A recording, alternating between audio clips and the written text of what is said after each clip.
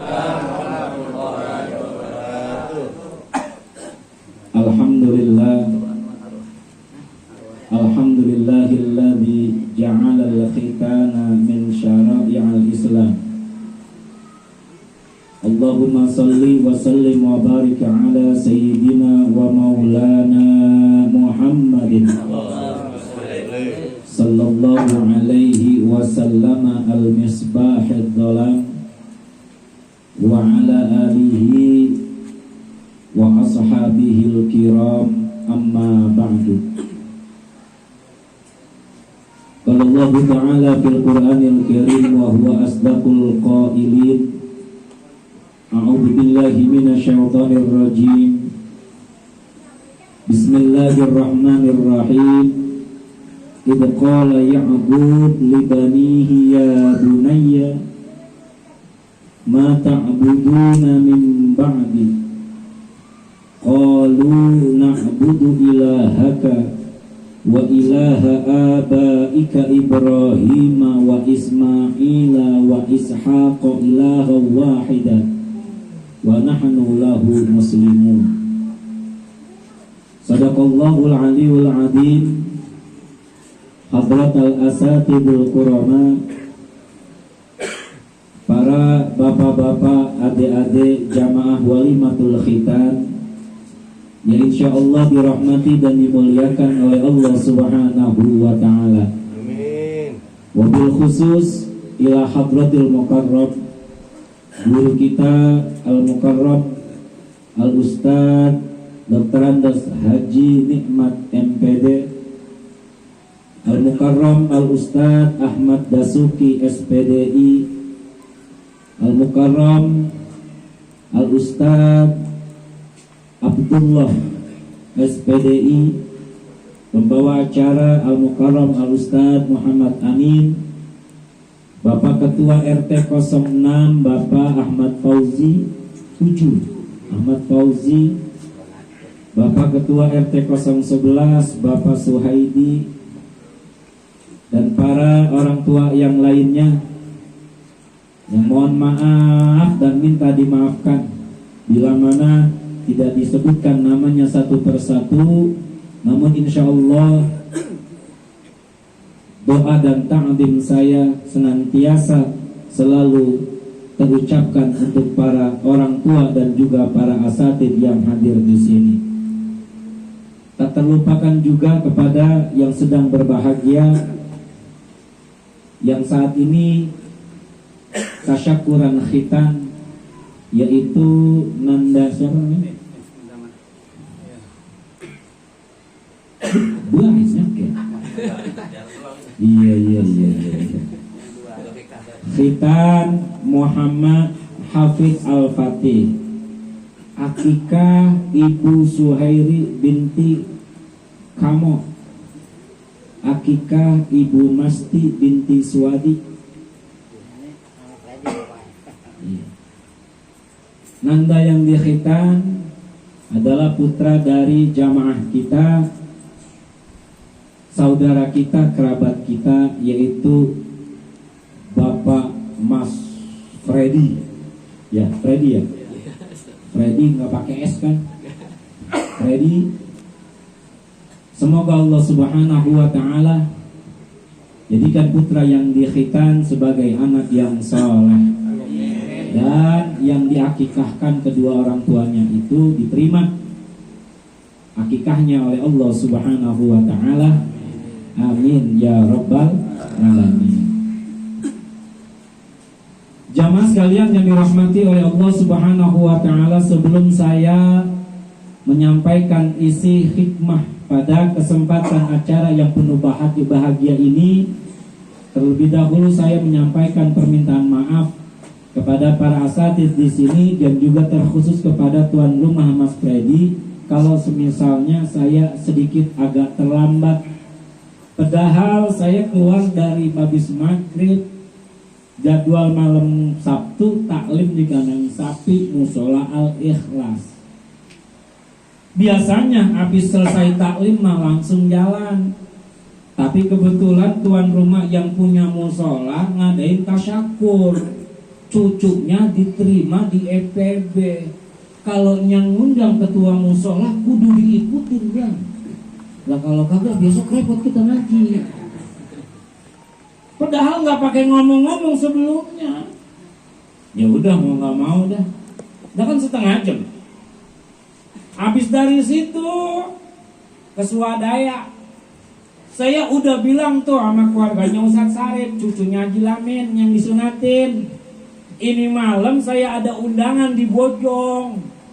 Undangnya udah 3 bulan yang lalu. Nih kalau ampe kagak datang malu saya. Ustadz tolongin kayak Ustadz Yarin katanya nyampe dulu dah, ntar nggak usah tahlilan dulu, Ustadz langsung ceramah tuh. Sampai begitu. Lo berhubung kepotong sama tasyakur, pas nyampe tadi di swadaya, dah lagi tahlil. Tahlil baru separuh baca kulhu mau masa kita cetok. Dah kan kagak enak bang. Stop Pak. Saya mau ada acara bareng lagi. Dari itu saya mau nungguin lagi. Dalam hati kita baca yang cepetan kayak bacanya begitu lah. Kalian baca tahlil laki-laki mapan lama bang. Wah bacanya pakai dipanjang-panjangin dia. Udah kelar. Jam sekian itu Bukhari kata supir saya Bang Mail udah WA aja mau telepon. Bahkan sama Pak RT menjadi tanggung jawab nih Pak RT Suwaidi karena dekat sama tuan rumah. Sampai WA juga tak jadi nyampe apa kagak ini. Ini udah mulit katanya. Alhamdulillah nyampe juga Mas Freddy. Untung kagak terlalu lama. Ini kalau sampai setengah jam lagi kayak bubar. Besok pas giliran ngaji Mas Freddy bukannya beda sama saya. Rada-rada kalau motion itu di WA itu gambarnya mukanya merah. Di motion tuh bukannya 1, 7 dikirimin. Wow, saking marahnya alhamdulillah masih bisa hadir di sini meskipun rada-rada telat. Nikmat Pak RT Suhaidi, Pak RT Bozi, Saudara Suki, jadi mohon dimaafin ya. Ini Mas Freddy ya. Nah terus ini juga saya ngomong gak lama-lama bang, udah pada lumpuh saya ngomong. Ustadz sih kelamaan, jangan salahin saya Ustadz. Gak sama bang, saya dari habis mandi belum kena apa-apa ini. Udah baru nyampe, udah minum dulu. Udah baru juga seteguk, belum kena kopi, belum kena apa-apa nih Ustadz. Jadi gak bakalan lama lah, paling juga. Jangan. Gak repot bang kalau ngomong kebangetan lama perut lapar gak bakal konsen bang, yang ada salah mulu. Tuh 1 jam setengah. Jadi saya lanjutin jamaah sekalian yang dirahmati oleh Allah Subhanahu wa taala. Dalam mukaddimah saya tadi saya menyampaikan firman Allah Subhanahu wa taala yang tertera di dalam surah Al-Baqarah adalah surah yang menurut saya ini apabila saya uraikan dan berikan jelasan kepada jamaah, saya anggap sangat-sangat cocok untuk zaman akhir seperti ini.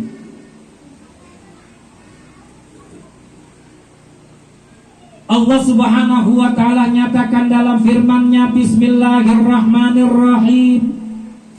Idz qala Ya'qub li banihi ya bunayya ma ta'buduna min ba'di qalu na'budu ilahaka wa ilaha abaika Ibrahim wa Ismail wa Ishaqa ilaha wahida wa nahnu lahu muslimun. Kenapa ini ayat menjadi cocok buat disampaikan di momen khitan? Karena berbicara masalah khitan, insya Allah jamaah masyarakat Bojong udah ngerti, tahu bahwa hukum daripada khitan itu adalah wajib dan untuk merayakannya itu adalah sunnah dan bahkan dihukumi jawaz bagi orang tuanya yang nggak punya kemampuan. Yang penting dipotong, yang penting dipotong. Karena itu adalah sebuah kewajiban. Bahaya kalau semisalnya kita sebagai seorang muslim namun kita kemaluan kita belum dipotong. Ketika kata Imam Romli itu menyatakan dalam I'anah Thalibin, ketika usia orang dewasa mencapai 15 ataupun juga 16 menjelang balik, lalu dia belum dikhitan, maka hukumnya adalah wajib. Jadi kalau dia kagak mau dipotong, tarik bang tuh orang ke dokter Yadi. Kalau umur 17 tahun belum kalau umur segini nih itu sunnah. Tapi kalau udah mau balik umur 17, 18 belum dipotong, arak bang sekampung. Bawa ke dokter Yadi, kita tungguin itu jerit apa kagak dia. Lah kayaknya mah jerit bang, jerit. Lah semakin gede lah, dokter juga bingung nyuntiknya bang. Lah pas kalau kelempengan yang kebetulan itu anunya gede bang Edi, saya ini bang gede amat gitu. Lah kalau yang nyuntik apa yang motong perempuan lah beda lagi.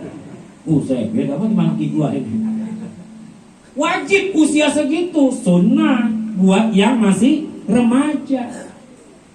Kalau bicara masalah khitan, insya Allah kita pada ngerti bahwa itu adalah kewajiban kaum muslimin. Lalu apa kewajiban ketika anak kita sudah dikhitan? Bagaimana yang dituntun oleh beliau Rasulullah Sallallahu Alaihi Wasallam? Kewajiban orang tua yang berikutnya adalah wa yu'allimuhul kitab, mengajarkan ilmu agama Islam. Nih sekarang nih jamaah dengan adanya program pemerintah melalui Departemen Pendidikan dan Kebudayaan dan adanya program zonasi tahu zonasi? Rame di Bogor, rame di Bekasi, yang lagi viral yang Satiman baru. Orang tua kagak terima itu, habis sekolahan di demo sama bapak-bapaknya lantaran lah jalur zonasi bocahnya kagak diterima. Pak, tahu nggak program zonasi? Tahu nggak program zonasi? Nggak tahu? Nih saya kasih tahu. Seumpama ada pendidikan sekolah negeri di kampung ini, lalu dia berdomisili di sekitar sekolah itu, maka dia punya kewajiban untuk diterima di sekolah itu. Pakai jalur zonasi. Makanya rame di Bogor sampai wali kotanya turun. Ini kerjaan RT. Rumahnya mah di mana tahu, tapi dibikinin namanya dititip Ustadz. Yang penting masuk sekolah negeri, nitip sama RT Boji sama RT Suwaidi. Nitip biar bisa diterima di Alwatonia 1A. Wah keren banget tuh kalau begitu.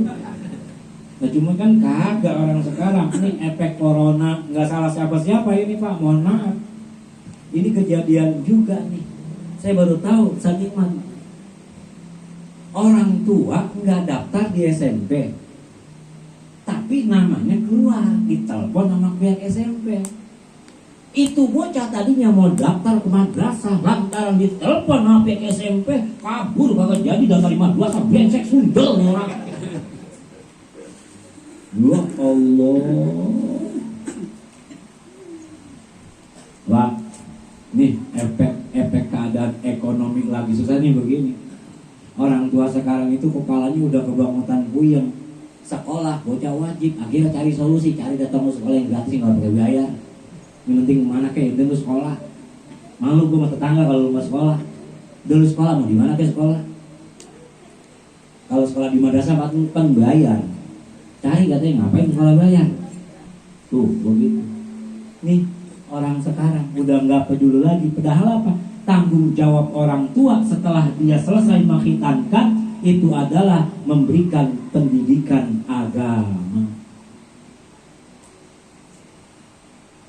Sehingga dalam surah Al-Baqarah tadi saya artikan, Nabi Allah Yakub menjelang akhir hayatnya berwasiat, berpesan, menanyakan kepada putra-putrinya, ya bunayya, hai anak-anakku, mata'buduna min ba'di, apa yang engkau sembah setelah aku tidak ada.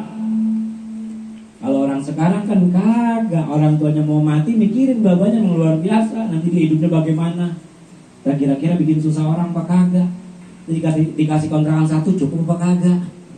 Dikasih 2 ntar kebanyakan apa kagak? Nggak ada tuh orang tua berpesan ketika dia mau mengakhiri hayatnya bagaimana keadaan putra putrinya, apakah insya Allah selamat, untuk selalu ingat kepada Allah Subhanahu wa Ta'ala. Karena ada selempengan nih Pak yang kita nggak tahu.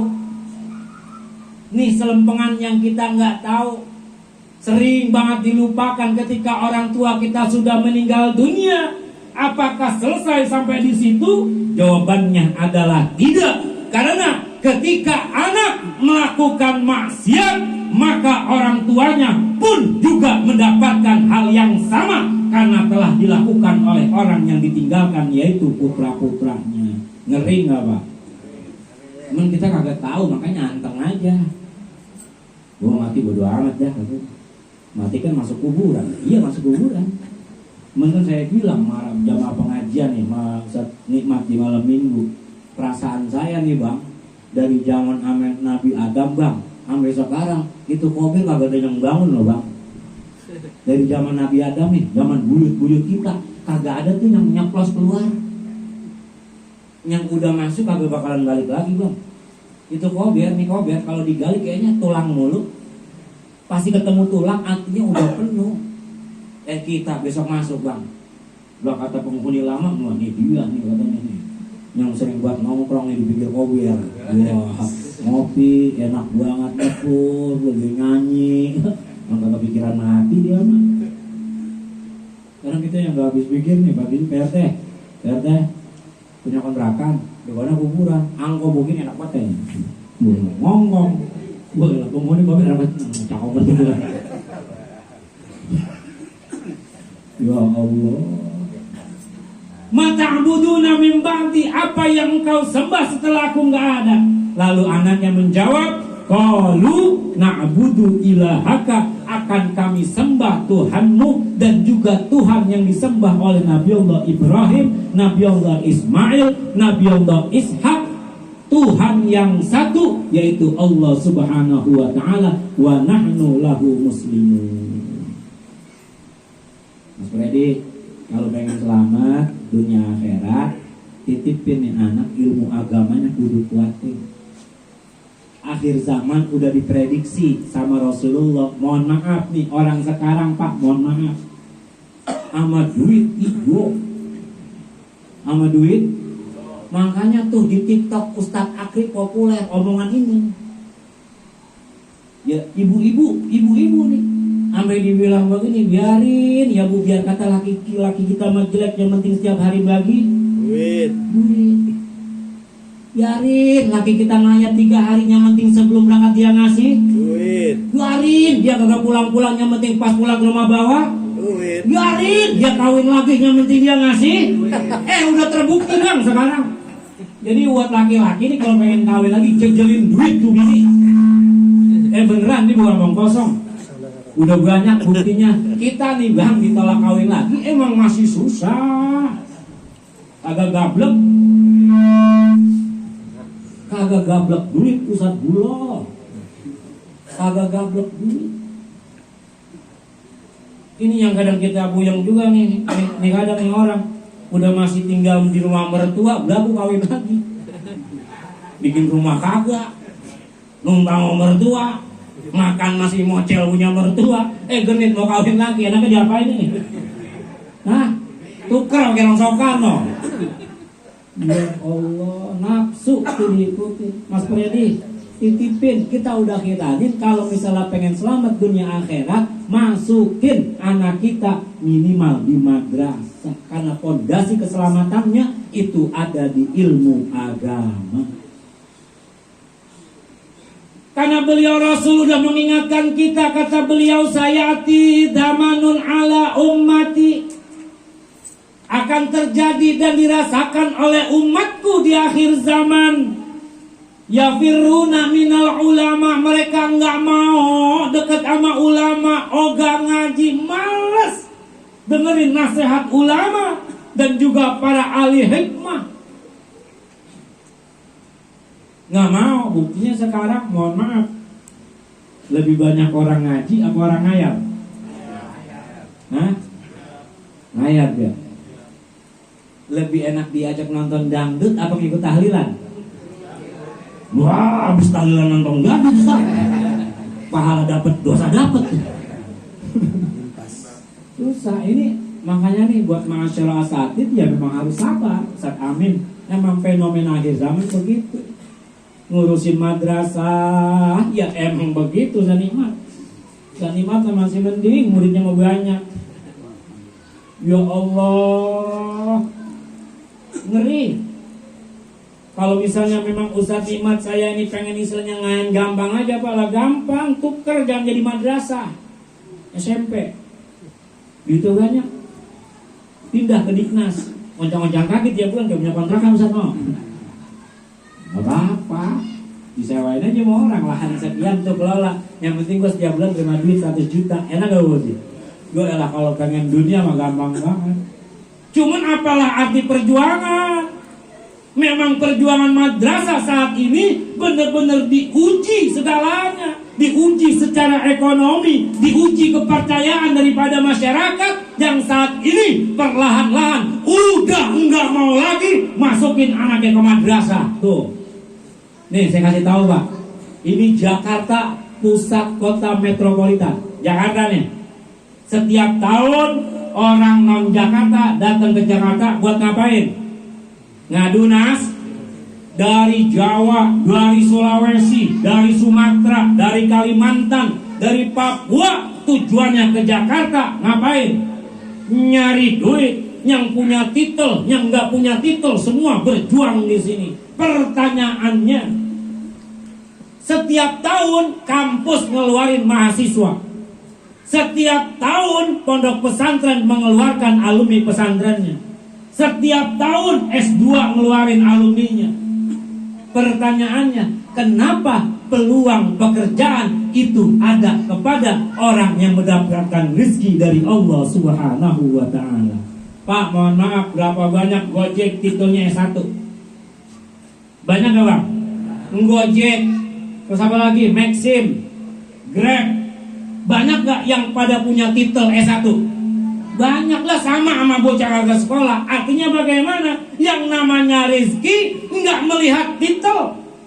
Yang namanya rezeki nggak melihat bagaimana kehebatan dia sekolah. Yang namanya rezeki sudah diatur oleh Allah Subhanahu wa ta'ala.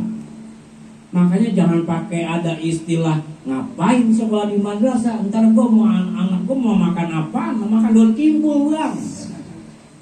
Ini kan pikiran kolot. Dia pikir sekolah di madrasah kagak dapat kerjaan. Ya Allah, malah sekarang nih yang menjadi prioritas itu adalah nilai kejujuran dari seorang karyawan yang menjadi prioritas. Maka dari itu Mas Freddy, nih anak-anak nih semuanya, kalau pengen selamat dunia akhirat, ngaji, kuasai ilmu agama, karena itu yang menyelamatkan kita, yang menjadikan kita selamat dunia dan akhirat. Enak banget kita Mas Freddy ketika kita tua, anak-anak kita ya Allah pada banget berbakti sama kita. Pak, mohon maaf Pak, pengen kalau jadi orang tua terus punya anak sukses tapi kita nggak pernah ditengokin, mau Bang? Nggak mau ya? Tapi anaknya rumahnya 3 Bang, mobilnya Pajero, cuman kita nggak pernah dikasih duit sama anak kita, mau? Tapi banyak duitnya Bang, cuman katanya doang.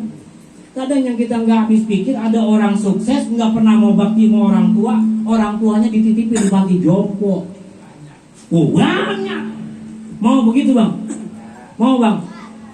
Itu kalau orientasi kita nitipin anak di sekolah yang pengen dapat duit, tapi titipin anak-anak kita harus kita programkan supaya dia lebih cinta kepada agama, lebih cinta kepada Rasulullah Sallallahu Alaihi Wasallam. Mudah-mudahan anak kita yang dihitan, Mas Freddy, titipin anaknya di madrasah, dan yang mendekarkan ini bahwa keselamatan dan jaminan rizki itu tidak jaminan dari anak kita yang memiliki kecerdasan luar biasa, akan tetapi rizki sudah diatur oleh Allah Subhanahu wa ta'ala. Mudah-mudahan anak kita yang dihitan ini, siapa Mas Edu namanya? Muhammad Hafid Al-Fatih kelak di kemudian hari menjadi anak yang soleh, anak yang berbakti kepada kedua orang tuanya. Dan masalah akikah ini sebenarnya nih boleh nih saya lurusin sedikit. Ini akikah buat orang tua kan? Hak akikoh itu hak orang tua terhadap anak, Mas Freddy. Paham nih ya?